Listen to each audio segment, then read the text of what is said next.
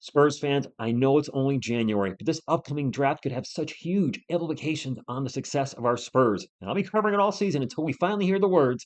With the first overall pick, the San Antonio Spurs select. Go, Spurs, go, 'cause the Giants stay. What is up, San Antonio Spurs fans? Welcome to TSR Sports. Hope you're having a great weekend and hope you're safe out in California. Just a quick heads up, the Spurs game versus the Lakers game tonight is postponed due to the wildfires. So, thoughts and prayers out to California. It's rough out there. But I wanted to talk about an article I saw on Pounding the Rock about the Spurs potentially drafting another UConn player. Do I think it'll happen? I'll answer that in a moment, but let's get into the article first. Currently, the Spurs' highest potential draft pick belongs to the Chicago Bulls. At 17 and 20, the Bulls are ninth on the board in the draft. San Antonio acquires the pick if it falls outside of the top 10. Well, since this article, things have changed a little bit, so let's go over to Tankathon, and I'm going to be covering this all year, Spurs fans. Yes, this order is going to change up and down this way and that way, but I'm finding it fun to keep an eye on these draft standings because there's so many great players in this draft, and it lets me keep an eye how other teams are doing. I usually don't really focus in on other teams too much but our Spurs, but now I have a heavy vested interest in how the Chicago Bulls are doing and the Atlanta Hawks. And maybe we even will call one of these games in the future if it has an effect on where the Spurs draft, i.e., if the Hawks are a play-in team, the Hawks lose the playing game, we're a lottery team. They win the play-in game, then they're a playoff team, and then it's no longer a lottery pick. So while I normally wouldn't call a Hawks game, that is a game I certainly would be calling. Of course, I'd be rooting hard against the Hawks, and sure, all of you in the chat would be like, Atlanta lose, but it is something that I want to keep an eye on. The Spurs could potentially land 3 lottery picks in this draft, maybe even a high pick in a stacked draft. I'm going to keep on this all year. I'm having a blast with it, and there'll probably be more videos on it. So, if this isn't your cup of tea, I'm sorry, but I'm loving this part of the season. Anyway, let's get back to the article. San Antonio controls its draft destiny with its own first round selection. Of course, we do. Currently, that pick is slated to go inside the lottery at 11. Last season, the Atlanta Hawks jumped from number 10 to 1 on lottery night. Anything is possible when your name is in the running, and we've had luck twice. We jumped from 3 to 1 with Tim Duncan and Victor Wembanyama. Could we see lightning strike a third time and we have a pick around 10, 11, 12, and we jump up to 1 or 2 or 3? We just jump up significantly into the top 4. That would be amazing. Speaking of Atlanta, we owe the Spurs their first round pick this year, courtesy of the DeJounte Murray trade. That pick is also headed for the lottery at 13. Atlanta's 19 and 19, and it seems like they could be headed to the playoffs in the Eastern Conference. Playoffs to be determined. Play-in, bargain injury, absolutely so. Not wishing injury on any Atlanta player, though. That's not the way we want to get a top pick. Prospects to watch. UConn wings. So here we get to the thumbnail. The Huskies are back in the title conversation, currently ninth in the AP Top 25. They've been led by 2 wings who are intriguing NBA prospects. Freshman Liam McNeely has been great for UConn, averaging around 14 points and 6 rebounds while shooting about 38% from 3. McNeely has a great frame and a sweet shooting touch from deep. San Antonio needs more two-way players who can shoot. At 6'7", looks a bit taller, he should be able to play multiple positions and guard up and down the lineup, giving Spurs more flexibility around Wemby. A 6'7" player that has the ability to shoot the 3.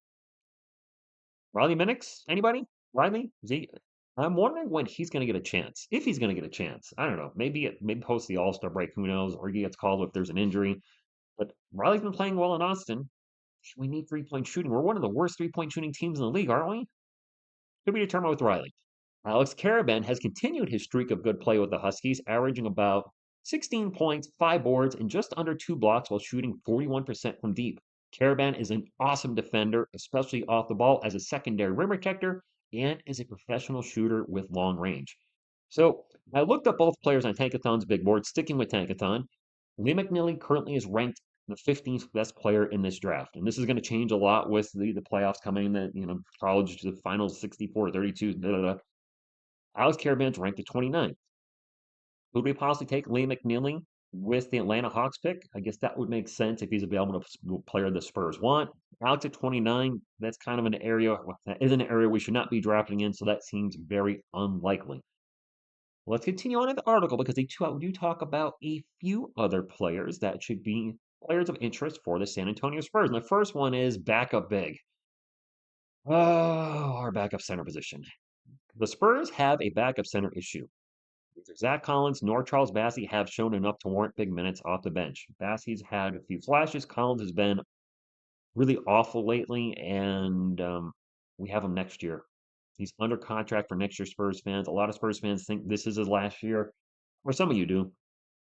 We have him next year for 18 million. I don't know how we're going to load that contract, but he's coming back.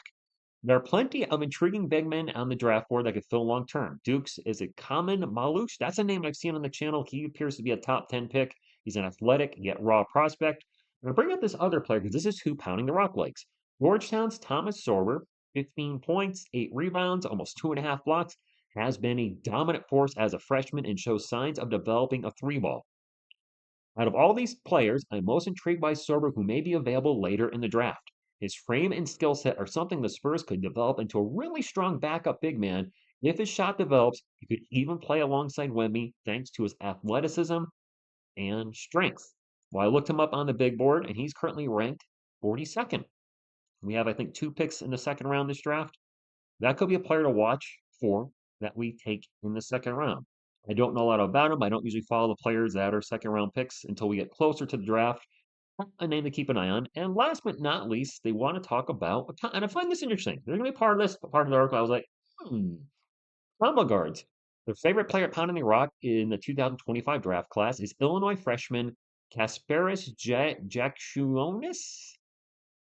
Oh boy. Okay, the Lithuanian has been incredible on and off the ball for Illy.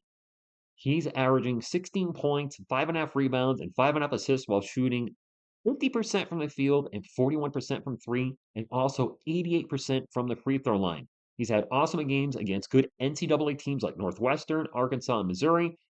Let's call him Jackie and Wemby. Jackie can score on all 3 levels, except for his teammates, and he competes like HELL. His biggest downfall is that he's a bit turnover prone at 3.6 per game. He's exactly the type of tough scoring combo guard the Spurs could use when they face offensive droughts. He'd be a great fit in the pick and roll with Wemby and could play well next to Castle as a fun 1-2 punch at the guard position. They require a top 5 pick to get him, which means the Spurs will either need lottery luck or make a draft day trade to go get him. Rank number 6 on Tankathon, but that's not what I want to point out here.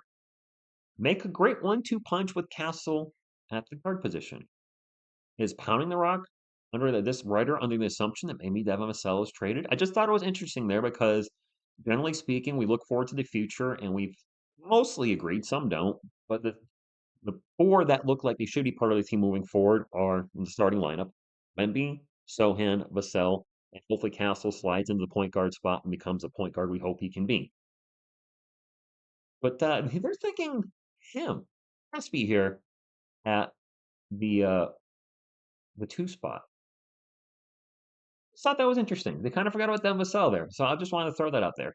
So that's the end of the article, Spurs fans. Do I think we draft another UConn player? I think you kind of already got the vibe. Yeah, I could see it happening. UConn men's and women's basketball. What they've been able to do the last few decades is just absolutely incredible. Always, high level basketball. Great. Not all their players are going to be home runs. They're not. It's going to happen where there's going to be swings and misses. But I would not be opposed if we took Liam McNeely with a late lottery pick. If we end up getting the Bulls pick at like 11 and our picks around that number and the Hawks numbers around that number 2, then it is what it is. That being said, if we get 3 first round picks and 3 picks in the top 15 per se, I don't see us drafting 3 first rounders. That's going to get expensive moving forward. And I just don't. We didn't even draft 2 guys last year when we had 4 and 8. What I'd like to see happen is if we get 3 picks in the lottery, trade 2 of them to move up and get the guy you want. Don't take 2 guys that are sort of, you're like, all right, they're the best player available, maybe not what we wanted, but and I don't see Brian Wright doing that. Trade up in this draft and get the guy that fits the roster, that's going to fill the hole and make our team better. I am so excited about the season. I know we're a game under 500. And I don't know when we're playing against Spurs fans. That Monday night game against the Lakers could be postponed as well. More than likely, unless they play it in San Antonio, which would not be opposed to, as that game was slated for 10:30. I'd certainly be up for an 8:30 game instead, my time. But it's still a great time. I know it's been tough with this last 3-game stretch. There's been a few more negative comments in the live streams. I get it. Even myself, I lost my cool a little bit in one game where the game we're getting blown out because thought those days were over. But clearly, teams are going to get blown out. They're going to get blown up. Being the midst of that 3-game losing streak and the way it happened, blowing a lead, then getting blown out. And that just felt like a 1-2. You've already been punched twice, and you think that's it. And then here comes the uppercut, and then a kick in the Jimmy just for good measure. And that was tough. But I say it all the time. I'm excited where this franchise is going. It's going to be very interesting roller coaster ride, I think, with the roster because I think a lot of guys that are here now aren't going to be here in a year or two, and it's going to be very interesting to see who we bring in, whether it's via trade or the upcoming this coming draft and the next draft, whatever happens. We've got our guy to build around Wemby. You in the middle there. I'm hoping you're a point guard of the future and develop just the way I think you can. And it's going to be good times coming soon for the Spurs. Roller coaster this year for sure, ups and downs. But after that, next season, I'm telling you, I'm calling it now. It's not a hot take because you guys are saying it too. Brand new playoff team after next season moving forward, but we just got to go through the lumps this season to get there. That being said, drop a comment down below. Players I talked about this morning or afternoon or wherever night wherever you may be, that you go, yes, that's the guy I want. TSR, that guy they just mentioned pounding the rock, that's the guy I want. Interested in these UConn players, the backup center, what was his name? Sorber or anybody in general that maybe we didn't talk about because you guys follow a lot of the draft prospects that I don't, and I love hearing your feedback. Like TSR, people are sleeping on this guy. This guy would be the guy. Last season, you guys were saying draft Zach Edey, draft Zach Edey. I was like, eh, I don't know. I don't think he's ranked as high, so I don't think we'll use the eighth pick. But you know what? Using the eighth pick on him, he's been playing well in Memphis. That may have been a good thing for the Spurs because our backup center position's a nightmare. Bringing him in over Collins and Bassey certainly would be an upgrade. So stuff like that. I love reading that. Of course, hit the thumbs up. If you'd like to support the channel, be an official member of TSR Sports and a sponsor. That's all done by the thumbs up. And subscribe to become part of our awesome Spurs community. I don't want to see you again live, but I am enjoying doing daily content on the Spurs. And as long as you guys are enjoying it too, I'll keep doing it. Thank you, and as always, go Spurs go.